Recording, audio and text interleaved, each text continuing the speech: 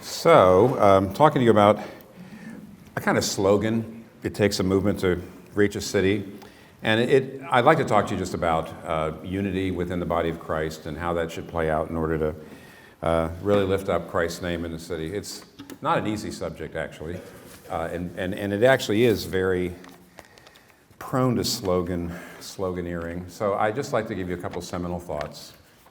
And then you have plenty of time to ask questions to make me more specific and put me on the hot seat.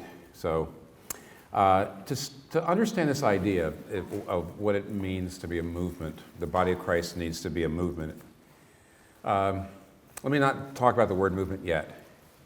Let me talk about a word that a lot of evangelicals kind of gulp over when they do the Apostles' Creed, where it talks about the fact that we believe in the Holy Catholic Church. Of course, most evangelical ministers know, and they always have to explain to their evangelical congregations, that doesn't mean the Roman Catholic Church. Catholicity means something more than that. It doesn't just mean being part of the Roman Catholic Church. It means, to some degree, an attitude. You did hear about the Christian man that was shipwrecked on a desert island for 2 years. And when they finally picked him up, he was the only person on the island. And when they finally picked him up, they saw that he had built 3 structures. He built a home, not a very, a little kind of cottage, thatched roof and all that. And he had built 2 other buildings. And when they picked him up, the captain of the rescuing vessel said, I see where you live, but what are those other 2 buildings? And he says, well, both of them are church buildings. I'm a Christian, and so I had to build 2 church buildings. And the captain says, why would you need 2 church buildings? Well, he says, like all Christians, I need one church to go to and one church to have nothing to do with.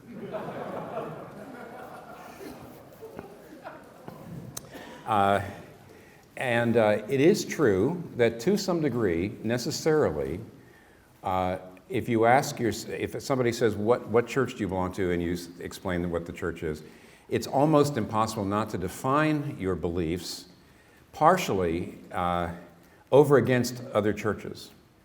You say, this is what we believe, and to some degree, it's because we're not like them. And yet, the Holy Catholic Church gets at a biblical truth, and that is that the church is more than the local church. That the church is more than your local church. You see it in the book of Acts all the time. It doesn't just say, there's numbers of places where it speaks like this. It doesn't say the churches of Judea and Samaria and Galilee were built up. It says the church of Judea, Samaria, and Galilee was built up. That's not just grammar. That's important. What it's saying is, no matter what your understanding of church government, the church is broader than your local church. There's more to the church than your local church. It's not just that outside of your local church there are other churches, but that your local church is part of the church. That's what the Bible says. Now, those of us who are Presbyterian Anglican and not non-denominational or congregational, we start to say, yes, we know that. Because I'm Presbyterian, meaning I know I'm connected to these other congregations. Well, let me press you there. Denominations were not part of what Jesus Christ was saying when he says, go into all the world and make disciples, and he says, I'll be with you. Who did he say that to? The church.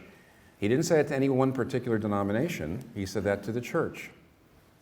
And the church, obviously, it's wrong for me to think that there's no church outside of my local church, but it's also wrong for me to think that there's no church outside of my denomination. I think very few people, unless you are in some cultic kind of derivative, there are cultic Lutheran, cultic Presbyterian, cultic non-denominational. There are churches that go cultic, but I think most everybody's going to say, yeah, I agree with that. All right, well, but how does that actually play out, though, in the way in which you spend your time and do your ministry? My thesis is you have to practice as much unity with other local churches in your region who believe the gospel, who believe in the Apostles' Creed. You need to be practicing as much as possible, as much unity as possible. The fact that you have different views on baptism, the fact that you have all these other different views are not unimportant, they're significant. It's the reason why we have to have different churches. But here's my point, my first point, very important. Catholicity means you deliberately take pains to practice as much unity as you can with the other local churches that believe the gospel, believe the Apostles' Creed. Why? I mean, I just said there's a theological reason, but really why? I'll give you 4 concrete reasons. Number 1 is power. It is said, and I agree with this, that the New Testament did not provide for denominations. That when Jesus Christ makes promises to the church, his promises are to the church, not to any one sub-church. Every denomination would have to be a sub-church. Every denomination would be part of the church. But Jesus Christ's promises are to the church. And therefore, I would say, the greater the unity, the more we're able to appropriate Jesus' promises of what he said he would do in the church. Sometimes people say, well, does that mean denominations are a sin? I don't want to answer that directly, but here's the reason why. First of all, we all know that lots of denominations are the result of sin. In fact, Jane Austen already took my title, Pride and Prejudice, but if you were going to write a book on how many denominations over the years have been formed, you'd have to say Pride and Prejudice. There's no doubt about it. I think it's basically a fact that lots of churches have been, lots of denominations have been started for sinful reasons. And yet, standing back, some of you, especially in my tradition, are going to say this is a rather experiential argument, not a very theological argument, but think about this. I really do think that our denominational differences, the differences between traditions are not unimportant. They're not peripheral. The differences between being Presbyterian or being Lutheran, being, a Latin American Pentecostal, being a Scottish Presbyterian, these are not minor differences. And yet, it's interesting, God gives revival. Genuine revival. He gives revival to Anglicans in East Africa. He gives revival to Presbyterians in Korea. He gives revival to Pentecostals in Latin America. He gives people revivals. And even though I might say, well, I don't know why he's giving those people revivals. Theologically, they're just not right. And yet God does it. I did notice, by the way, that God's never given the Unitarians a revival. I don't think I knew you'd laugh at that because I laugh at that too, but the point is they don't have the gospel. Why would God give them a revival?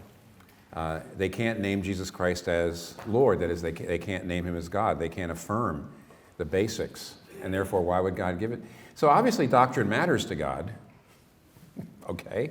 It obviously matters to God, but evidently there's a sense in which he has blessed these different traditions. He has not only blessed one of them, he's blessed different traditions. That does not mean, I think, that means the differences between them don't matter. But he's blessed them. And therefore, I actually think that does mean that we have to recognize the fact that in a particular locality, when Jesus says, go into all the world and I'll be with you as you make disciples, that he was saying that to the church. And theologically, the church is not just your local church, and it's not just your denomination. And so appropriating those promises, I think, to do that, it is appropriate to practice as much unity as possible with other local churches. There's a second reason, and these are going to get more concrete as we go on. The second reason to practice Catholicity, second reason to practice as much unity as possible with other local churches, is just plain old wisdom. I know I can't prove this, but when the Bible says no one person has all the gifts, if you're a godly, sanctified person, you will have all the spiritual fruit. But you won't have all the gifts. This person has this gift, this person has this gift, and we all know how important it is, therefore, to have all the people together in order to have all the gifts. Some people have teaching gifts, some people have serving gifts. These gifts seem to sometimes go along with people's temperaments. They all have different perspectives. They have different things they see. You need to have all the gifts for the church to do its work. So we know that no one person has all the gifts. Is it true that any one local church would have all the gifts, or at least all the spiritual gifts in equal proportion? No, I don't think there's any promise that says that has to be the case. But it's also true that denominations, as far as I see, no denomination has all the spiritual gifts in the same proportions or equal proportions either. Some years ago, again, I only know myself, I know my Presbyterianism. Some years ago, I've seen two bits of research. One bit of research was that like 25 to 30% of all Presbyterian ministers had doctorates, and another 25, 30% were working toward them or wanted to get one. I saw one that said 15% of all Presbyterian ministers have written a book, and about 30% were trying to write one. Okay, listen, that's not normal. That's not normal. If you can look, if Presbyterianism let's not say if. Presbyterianism, like every denomination, tends to attract a certain kind of person. Let's be honest about that. It tends to attract certain kinds of people, certain temperaments. You can always point to the exceptions. You can point to congregations that are the exceptions. But in other words, there's no denomination that has all the gifts, or at least not all the gifts in equal proportion. And therefore, we're not wise all by ourselves. Your local church isn't wise all by itself. It's not going to look around at the city and see everything that these other churches will see, because the people in the other churches, the Christians in the other churches, have different perspectives. They've got different gifts, and therefore you're only going to be wise if you get, the book of Proverbs is always talking about you won't be wise unless you have a lot of counselors. If you're wise in your own eyes, you're a fool, according to the book of Proverbs. And I would say there's plenty of denominations that are fools. They're foolish denominations because they are wise in their own eyes. There's no doubt about it. We like the fact that we have our kind of people. We're the people who are really passionate. We're the people who are really literate. We're the people, and we usually don't say that out loud. It's sort of hovering around the edges. And that's because I think that's how God is working. God is reaching various sorts of people through these various sorts of churches. And again, I'm not relativizing the differences. Yet I'm saying unless there's some humility about your local church, your tradition, your denomination, even your theology, I'm not sure that you're going to be wise. You're not going to be wise about what will really reach the area. You won't be wise about how to disciple your people. You won't be wise. The second reason to practice this unity is wisdom. You need the wisdom. You need everybody's view.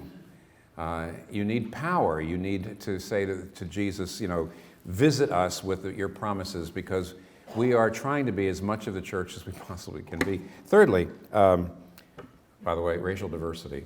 Unless you are willing to practice Catholicity, you are generally going to be pretty racially monochromatic.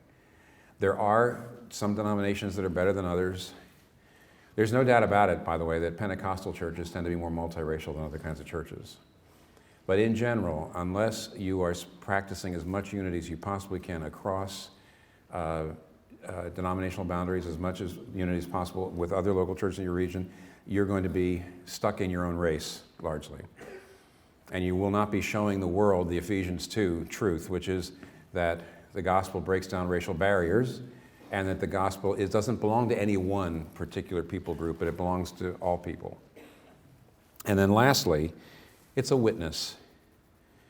In other words, the more unity you can show the culture and the society around, the better a witness it is. I mean, Leslie Newbigin somewhere has a place where he says that in Christendom, when everybody was a Christian, churches did define themselves over against other churches.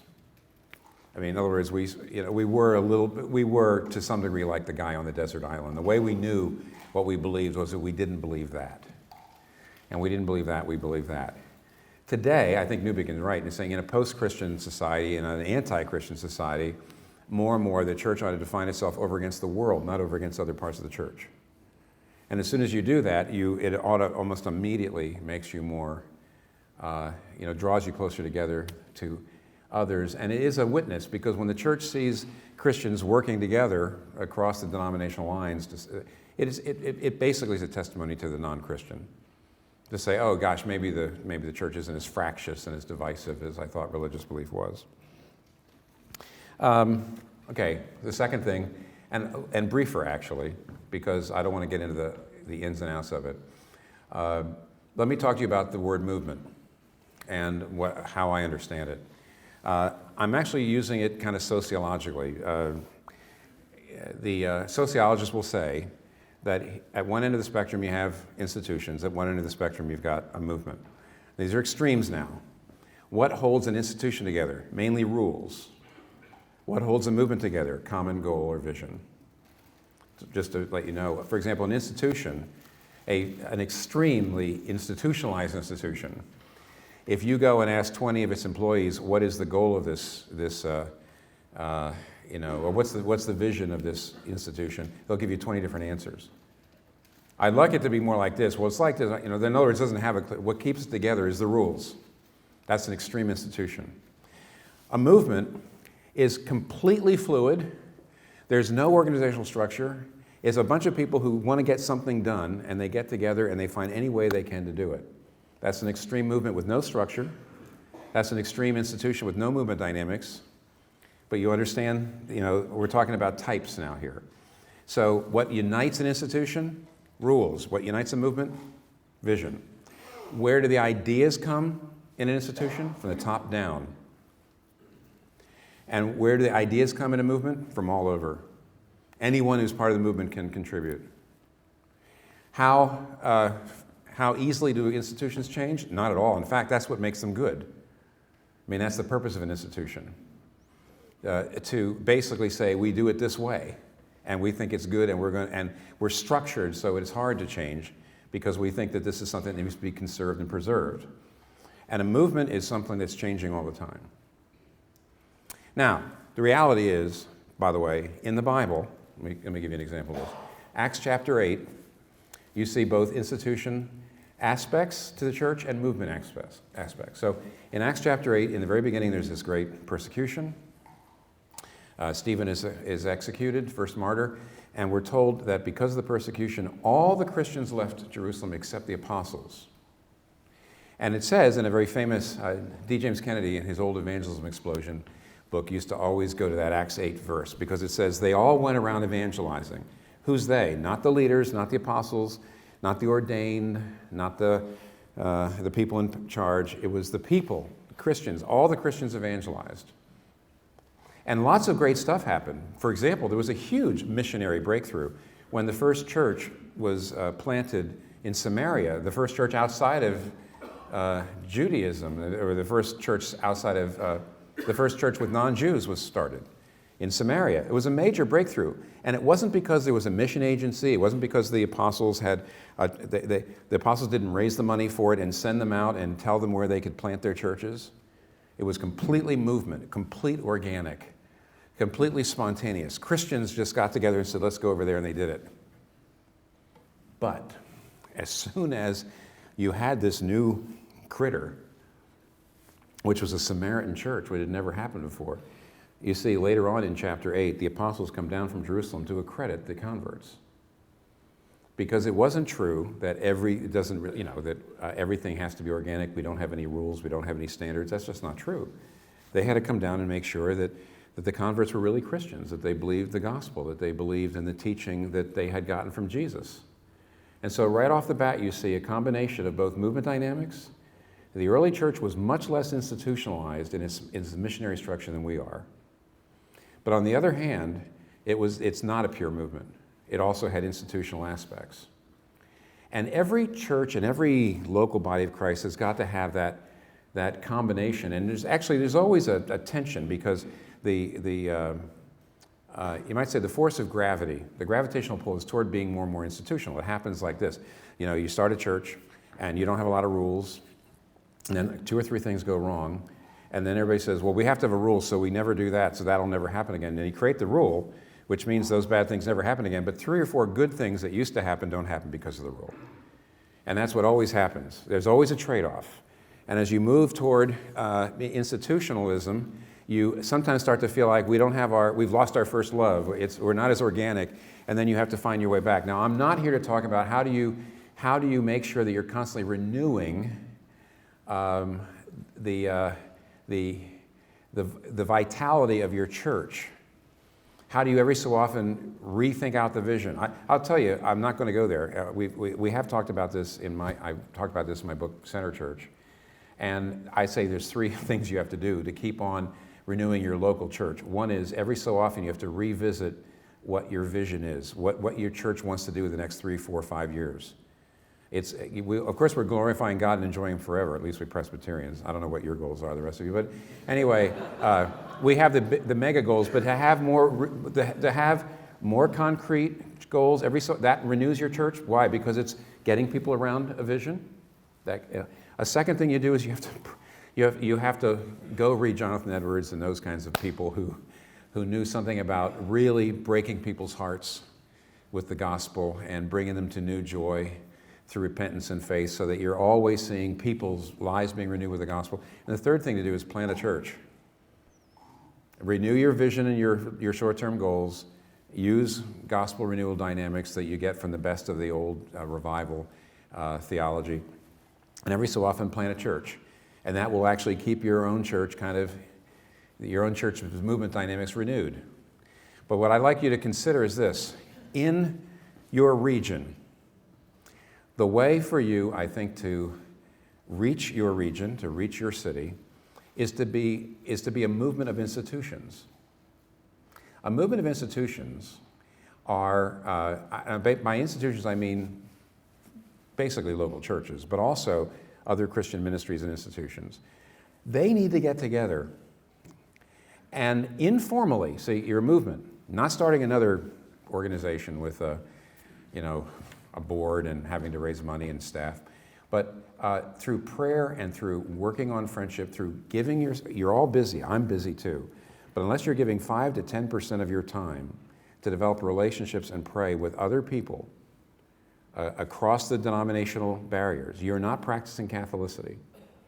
Unless you're spending time with other local churches and other institutions and spending time to create friendships and to pray and to come together and sometimes brainstorm, is there anything we can do here together at all? Is there any way we could support each other? Who knows what you're going to come up with? We could talk a little bit about the possibilities. The trouble is every place is different, so I don't want to give you the impression there's a template. But to practice movement dynamics in your region means the institutions have to try to become a movement.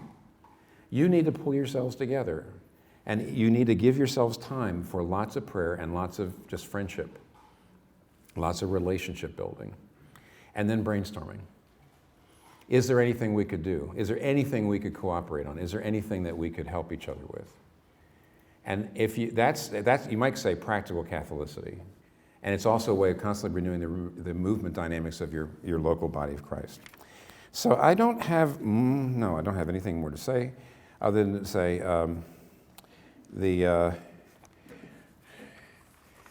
I think it's going to be easier in the future than it's been in the past, because I actually think Christian churches are going to feel more and more under the gun. Let me say this. Some of your churches are urban here. A lot of your churches are more suburban.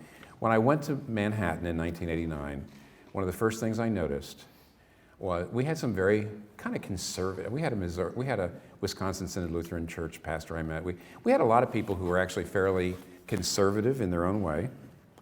And yet I did notice that there was much more of a willingness in a place like Manhattan for people to get together and to talk, to pray for each other, to learn about each other's problems across the denominational lines. I mean, I saw people getting together and doing things that where I came from in Virginia, south side of Virginia, south of Richmond, those kinds of folks never talked to each other. They never got around to it. But in the city, we all felt desperate. We felt much more overwhelmed. It was a much more hostile environment in a place like Manhattan. We felt like, if we're going to survive, it'll be all hands on deck. And it sort of drew us together. I actually think more and more everybody in the country is going to be feeling that way, and I actually think, therefore, the future might be ripe for these kinds of movement dynamics to be practiced.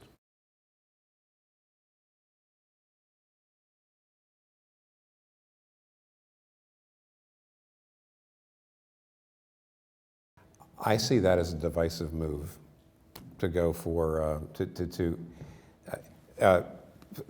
it this way. Now, there's almost nothing more non-Catholic than to decide homosexuality in some cases is something Christians can do. In other words, if you think about it, the church has never agreed, all the churches have not agreed on justification. They've not all agreed on baptism. They've not all agreed on women's role. I mean, the Pentecostal churches have had women ministers for a long time, the Anabaptists. Anyway, in other words, there's never been consensus. But there's always been absolute, complete consensus on homosexuality. All cultures, all centuries, all branches of the church. So as soon as you say, we think that the Bible doesn't condemn all same-sex relationships, that's an astoundingly non-Catholic position to take. Astonishing. And even though, yes, somebody could say, but that's not like denying the divinity of Christ. Well, no, but on the other hand, it is, because the divinity of Christ, for example, is one of those things that there's never been any disagreement anywhere across the board on. Never.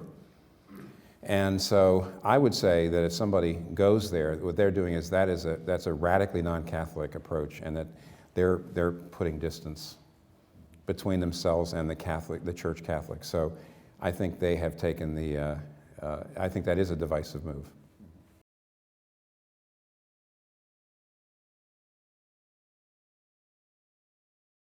I think a church building is very important at effectively reaching some kind of people. And of course, there's no kind you want to leave out, right? So there's no doubt that a building is helpful for don't ask me to explain exactly who they are, by the way. I can't give you a little descriptor. It's not as simple as, it's not just culture, it's not just age, it's not just, I don't know what it is. The fact is that it is of great help to reaching certain people. For example, people who have lived in a community a long time, in general, are more prone, they own homes, they've been there, they are more prone to see you as a real part of the community. I know that sometimes a church, I'm one of them, a church that has not had a building for many, many, many years, and there are great advantages to that. I do think when Redeemer had no building, I think it did reach a certain kind of person. Because of our mobility, because of our flexibility, there's all sorts of ways in which ministry was enhanced by not having a building. Now that we have a building, there's all sorts of people that suddenly say, oh, you are part of our community. You're not just fly-by-night people that we don't want to have much to do with because you come and you go. So, all those prejudices, those are all prejudices, of course, but the fact is that church buildings are necessary to reach some people. And therefore, I would never say new churches or churches should all have buildings. I would never say that buildings are a terrible idea, waste too much money. As soon as I hear somebody say no or yes completely, I know that you're not probably being very humble or wise.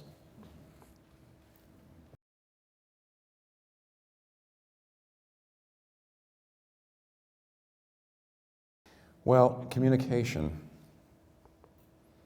and the credibility of the communicator. So first of all, the idea has to be something that can be easily grasped. If it's too difficult for people to understand, if it's too difficult to transmit, it's not going to be very compelling, and people are not going to be drawn to it. Obviously, the Bible itself. Augustine wrote the very first manual on rhetoric. Christian rhetoric. And he talks about how crucial it is, how even the Bible itself has different kinds of rhetoric. God himself uses metaphors. He doesn't just say, Cain, you're in trouble if you don't get a hold of your sinful heart. He says, sin is crouching at the door. It's desirous to have you, but you must master it. He uses a metaphor. He likens sin to a crouching animal. That's good communication. As soon as you bring two fields of discourse together, a sense experience people have had with an abstraction, oh, I see. So it's got to be well communicated. But then secondly, the communicator has to have credibility, that people can't feel like you're just doing this to feather your own nest or extend your own turf, that this is really something that moves you as something that is an important vision for you. In fact, I can even see that it's really not your idea, but it was sort of a gift, and that you are, in a sense, a servant to the vision rather than the creator of the vision. Those are the sorts of things that create credibility in listeners and can draw people together.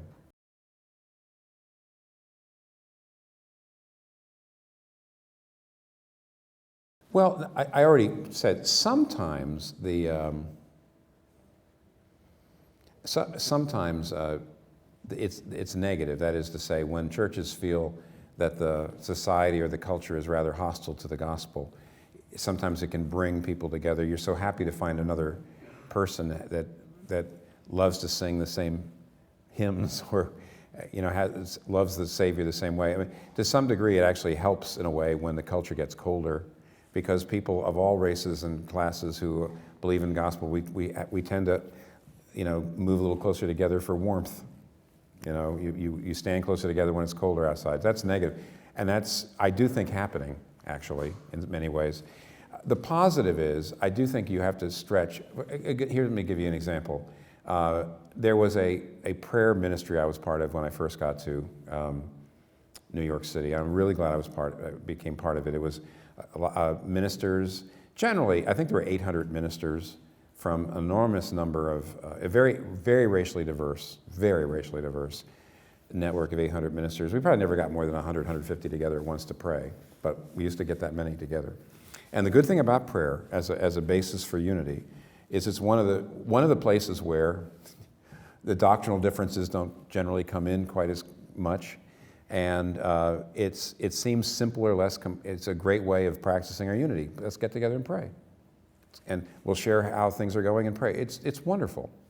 However, when I first got there, I was a middle-class white guy moving into the city, and one of my original, Glenn Klankeneck, one of my original kind of leaders, lay leaders in the church, but he'd been in the city for many years working in inner city ministry.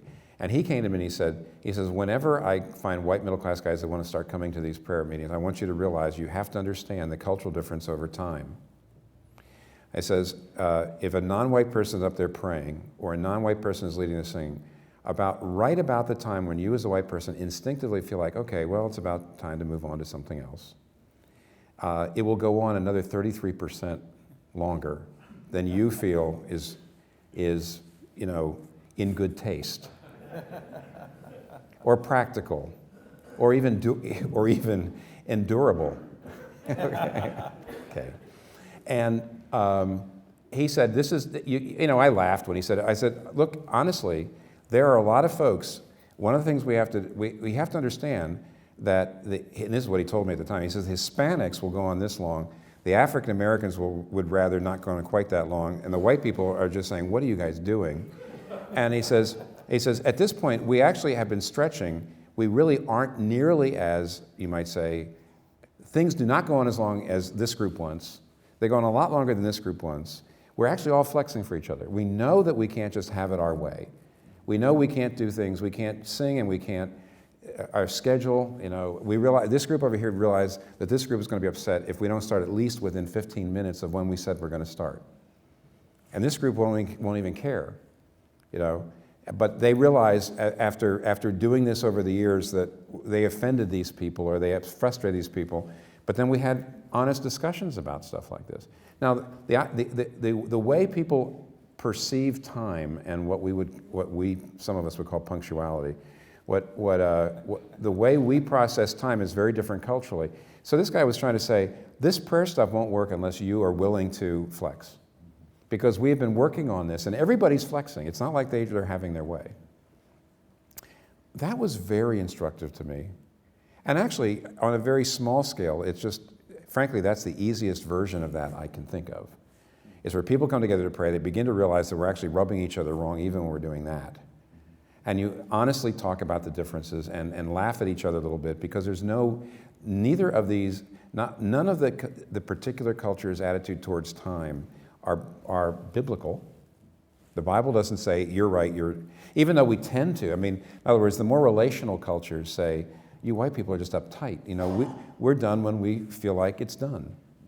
And the white people are over here saying, no, if it says it starts at 2, it starts at 2. Whether the people are there or not, we just have to start, when everybody's there or not. And we had these candid discussions, and we actually, we learned, we grew, we humbled ourselves. We had a wonderful time. It is way harder at all. There's many other aspects in which the cultures are different. And there's many other efforts to do shared projects in which it's not as easy as that to resolve them. But anyway, I think to me, that was a paradigm, and it's really helped me along the lines, along the way.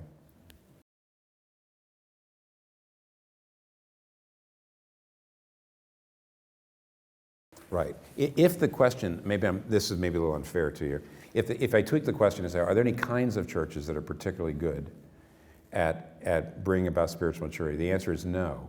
As soon as you say, well, aren't bigger churches more likely, and I've heard this all the time from people say, well, bigger churches, people can come and go, they're anonymous, it's hard to have them accountable, so smaller churches are better places for spiritual maturity. Not necessarily. I would say with smaller churches, there's much more of a tendency for the lay people to think the pastor does everything.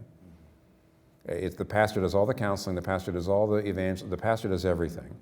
And what happened is in a larger church, you actually do have a layer of people who are more unaccountable and who are probably more on the margins, and they are less. It's harder to bring them in and to get them committed. In a small church, there's not many of those people. In a large church, there's usually a fairly good size. And so in some ways, in a large church, you actually do have more immature people, but you also have generally very mature leadership. I had a normal church in Virginia, normal-sized church. It was a church that started at about 100 and it grew to about 250 over 10 years, but it never was a large church. And now I have a Redeemer, which is a huge church, and I noticed that actually my lay leaders are more mature at Redeemer because they have to be, because they get more responsibility. They do not expect the ministers to do everything. And my lay leaders are actually more mature, but I would say there is a layer of hoi polloi out there that are very, very hard to rein in, whereas in my small church, it was very easy to hunt them down. They could run, but they couldn't hide from me. And so that's what makes me say, well, okay, which type of church is better at producing mature Christians? They both have their strengths and weaknesses, which you have to overcome the weaknesses of your particular size church. Then if you ask, are there any, what about small group churches that are based on cell groups or small groups? I actually do think that they do enhance lay leadership maturity. But it's true, probably, that in my church, I sort of pastor the leaders, and the leaders tend to kind of lay pastor other people. Whereas in my church in Virginia, I directly pastored everybody. And therefore, I would say, I was an ordained minister, I would say that people further away from leadership got better pastoral care because they got a better trained person than people in my own church at a certain level.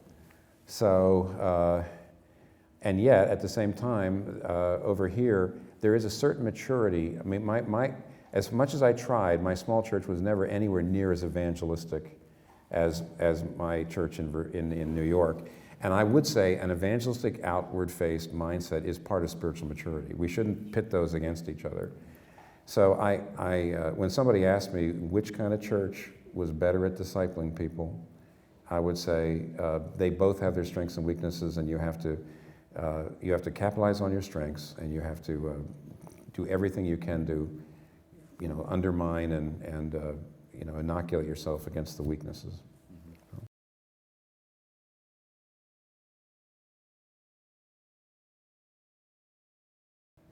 I guess a church that has a senior pastor usually is a larger church. And I would therefore say that even though I do not want you to think that somehow larger churches are better at church planting or they have more responsibility for church planting than smaller churches, that's just not true. Many of you know, obviously a smaller church will start with smaller cores. In other words, if you're a church of 100 and you want to start a church, you probably won't send out more than 10 people. And if you're a church of 1,000 and you want to start a church, you're more likely to send out 100 people. I mean, does that is necessarily one of those a better recipe for success? Not necessarily. So again, I'm going to say I don't think large church pastors are, the senior pastors have more responsibility. Having said that, being a senior pastor of a large church, I would say that there's a particular danger for senior pastors who feel more under pressure to be successful and have their church perceived as successful. There's more fear, I think, on their part that undermines their willingness to let go of money and leaders and people to start other churches. there's a fear that they won't go back, or that we'll lose some key donors. And I actually do think in some ways that smaller churches can also be afraid because they don't grow real fast. And so to even give up a few families can be pretty threatening. But I still feel like they're more of a family.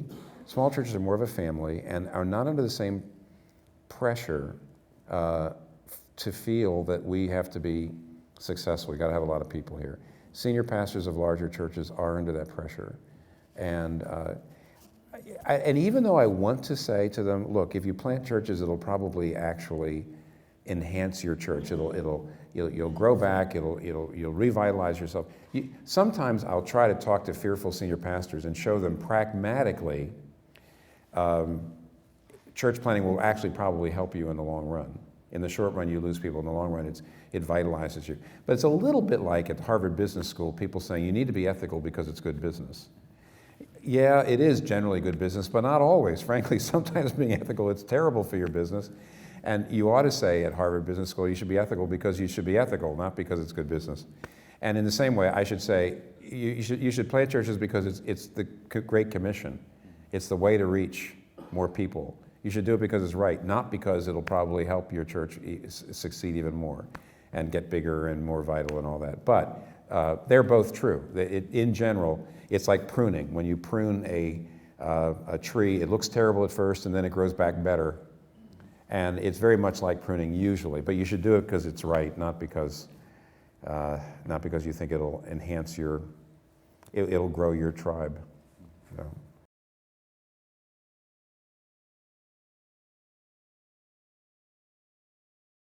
When we plant churches, we rightfully, and I don't think this is sectarian at all, we rightfully privilege churches that are going to be in our presbytery. So for example, if we're going to start we're a Presbyterian church, we're going to start another Presbyterian church, it's going to be in our presbytery, we're going to privilege that. We're going to give it a lot of funding, we're going to give it a lot of members, we're going to give it all the, what are the M's? Money, model, members, major leaders. In other words, we have a bunch of things you would give to start a church, and we give it all. So we would, in a sense, we would privilege. But we also said that if you're an evangelical church in the city and you want to plant a daughter church, we would love to use our expertise and perhaps our funds to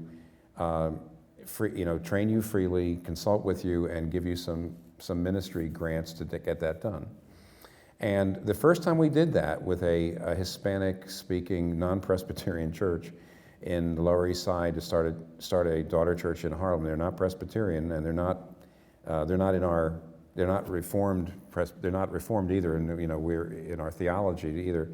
And we gave them money and we gave them training, and I think everybody in the city waited. They were shocked that a Presbyterian would do that. And well, it's not just Presbyterians. They were shocked that anybody would do that.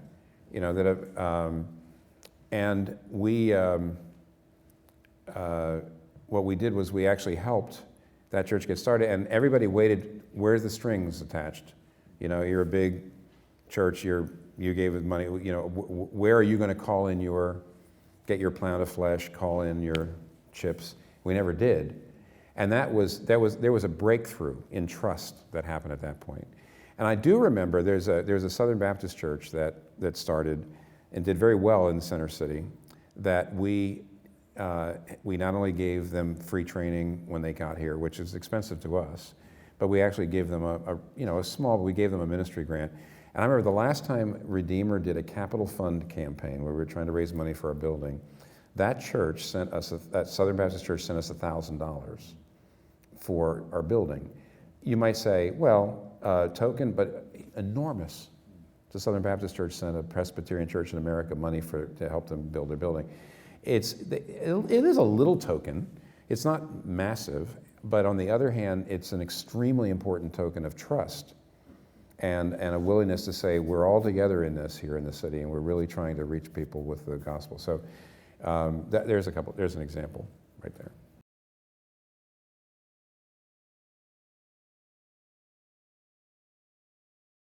Well, privilege. You don't, I think the answer is yes, it would be, it'd lead us to privilege. I think it just as the statement sits there on, in black and white. But if you qualify that, let's just say, for example, if by the way, I didn't really go over very well, but when I was trying to go to New York City, I was trying to raise support to go to New York City to start the church. And I'm Presbyterian Church in America, and PCA, which is what the McLean Church is too. But most of especially back then, 25 years ago, most of the churches were in the South. And I pointed out that at one point I sat down and I said, now New York City, the New York City area has 20 million people, okay? And the number of not only evangelical churches, but PCA churches in New York was this. I mean, I made it, it's one PCA church for every many million people. There's one evangelical church for every 10,000, 20,000.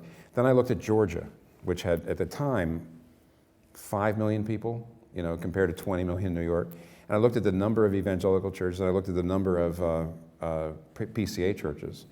And I said, if you just want to be fair, New York City should get everything, all PCA tithes and offerings for about 10 years. I mean, to even be fair, to say, how in the world could my denomination even begin to, not privilege, but just actually put its money where the people are? The fact is that the cities of the world are growing faster than the church is moving into those cities. The people of the world are moving into cities faster than the church is. This is everywhere in the world. And so to even catch up is something that probably the church has not got the institutional will to do. So to even begin to say, think about the city, go to the city, we are so far from privileging the city yet that I'll tell you when we are. I promise I will. But it's virtually impossible to do it right now. We are so far behind. Where our people are, where the money is, where the churches are, is not. I mean, where evangelical and Christian people are, where the money is, where the buildings are, is not where the people of the world are or where they're going. And we have a long way to go before we're going to be in danger of privileging elite, cities. So.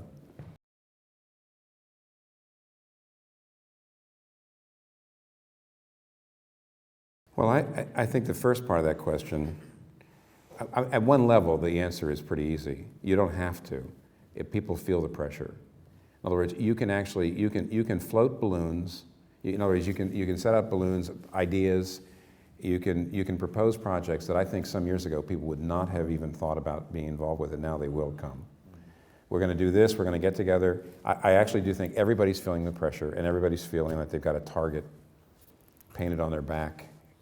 Everybody knows that in about 10 years from now, if we are in defiance of the culture's definition of morality, we could be really vilified. And people recognize this, and therefore, in a way, you don't have to use it. It's already there.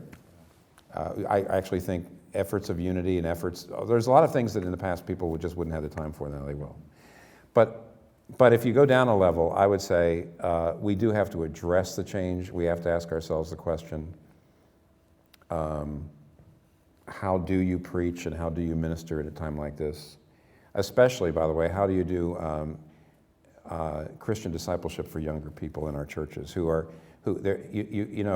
my son, I remember my oldest son was pointing out, because they just had his first child, his wife just had his first child, which is my grandchild, of course, you can figure that out. He said, Mom, he said, Dad, when you were growing up, if one of your friends wanted to call you or talk to you, how could they do that without your parents knowing? And I said it was impossible. Essentially, it was impossible to communicate with a teenager, generally speaking. Now, at school, it's a little different. But in general, you couldn't communicate. The phone would ring, and we didn't even have answering machines, so it was going, either the phone rang or somebody came to the door, or there was letters or things like that.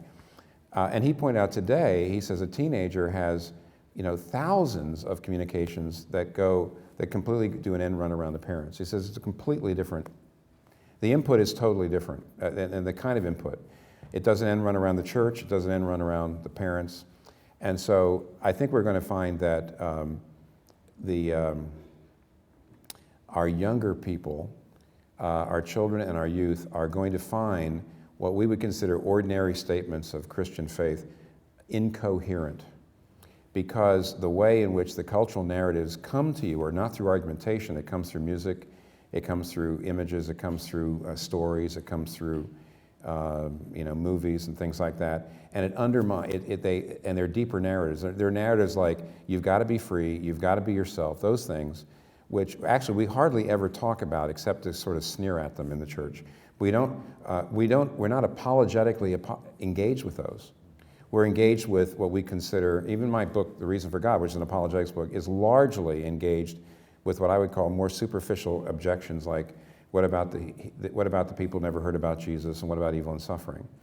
It's not actually engaging the kinds of narratives that our kids are being exposed to that actually make Christianity implausible. And so we are going to have to do quite a lot of work in the future if we're really going to communicate the gospel and teach the gospel in ways that are trenchant and that actually inoculate people, so Romans 12, they're not being conformed, to the world.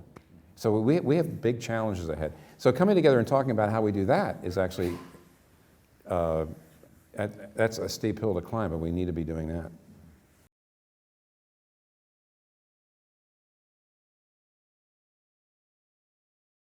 Well, of course, there's obviously, it depends on how you're teaching the Bible to people.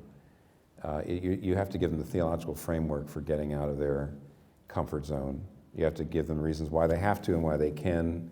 But if you're trying to just be really practical, I have to say, as a minister, on the one hand, I'm halfway. I'm going to upset somebody here. I'm half of a fan of short-term missions. I do know plenty of missionaries who tell me that short-term missions are come see, come saw. I mean, they're good and they're bad. So I do know they're a mixed blessing. They're not necessarily always effective. But I do know that over and over and over again, people from fairly comfortable, affluent places, unless they go to other parts of the world where they get a chance to see how other people live firsthand, they're probably not going to find out about it in America.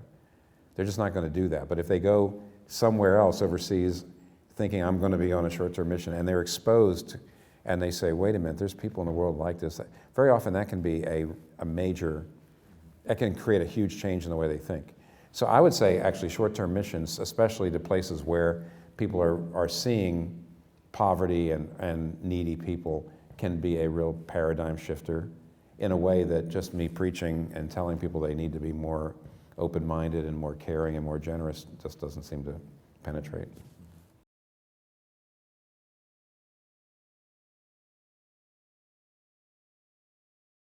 Yeah, that feels more like a feeling than a question. But I'll show you how sensitive I am. I'll resonate to your feeling because I actually get the feeling. I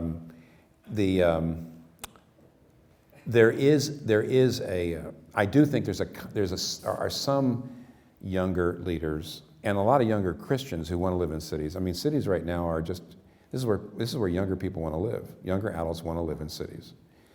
I do think it's fair to say that they probably love their experience of the city more than they actually love the city. To love the city means to care about the infrastructure and about, sanitation and public transportation. And to really love the city means you have to be involved with it, not just see it as a kind of Disney World where you've got so many places to eat. And there is a little bit of that romanticism with younger Christians and some younger leaders that just want to be there because it is just such a great place to live. You really shouldn't go to places because you just really have always passionately wanted to live there. You ought to go where you think where there's a need. I must say, even though it's turned out to be a great place to live, I didn't go to Manhattan because I just was dying to live there. I just wasn't. And we went with fear and trepidation and no real belief in success, but kind of felt like because we needed to go. We felt like we felt it was our duty to go. And I do see a lot of people that don't go into the city because they feel it's their duty. And they shouldn't feel like their duty, like what a horrible place, but they seem to be so passionate to get there. And I could imagine in smaller urban areas, and DC is not an enormous urban area, they might trip over each other. And so they really do need to, this is where the body of Christ ought to get together. People ought to be talking to each other about where are you planting churches and where are the churches going. Mark Reynolds, who's not here, but one of our staff of City to City, does notice that when people are coming to New York City, now New York's way, way more densely populated. Manhattan is more densely populated. We're not tripping over each other. And yet, Mark says, why does everybody have to go to the Upper West Side? In other words, the Upper West Side is a cool place to live, not as cool as other parts. Even here in New York, we see people, we want to reach the city, and they tend to go to places where they want to live rather than where's the best need. So I do think you ought to care, and that also means maybe the suburbs are a more important place. So that's another reason for unity. Practice unity. Have some people getting together who know something about these movements. I know you've got 3 or 4 churches that are planning lots of churches, at least. Maybe there's more than that. They really should be talking to each other for that very reason. And people should be going where the Lord needs them rather than where they would really like to live. So. Thank you so much.